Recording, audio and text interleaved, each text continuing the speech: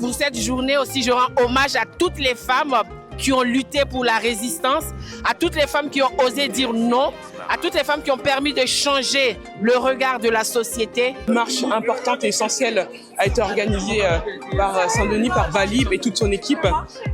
Donc c'est important pour moi d'être là, de continuer à porter la voix de toutes ces femmes.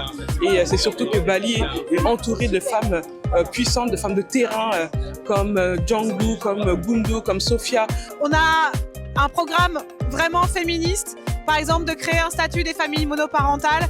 Il y a beaucoup de femmes qui sont seules, qui doivent se débrouiller, qui n'ont pas de pension alimentaire.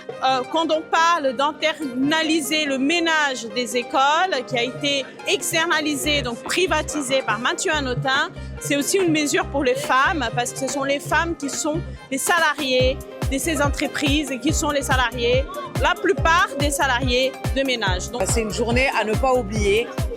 Il faut se mobiliser chaque 8 mars pour montrer que la femme a sa place et qu'il est important de les soutenir. Les femmes ont toujours occupé une place primordiale dans les luttes, dans tous les pays du monde, dans les guerres, comme en temps de paix. Les temps sont durs et on sent que ça va pas être facile. On est dans une période de recul énorme contre les droits collectifs, contre les droits de la femme et contre les droits de la famille, contre les droits des enfants et contre les droits de tous en fait. Beaucoup de monde était réuni avec bien sûr le député Éric Coquerel, mais surtout une invitée de marque, une grande résistante, une grande combattante, ma sœur et amie Assa Traoré qui nous a fait l'honneur de sa présence pour une ville féministe, antiraciste, antifasciste, anticolonialisme. Le 15 mars prochain, un seul bulletin, ensemble retrouvons l'espoir. Je compte sur vous.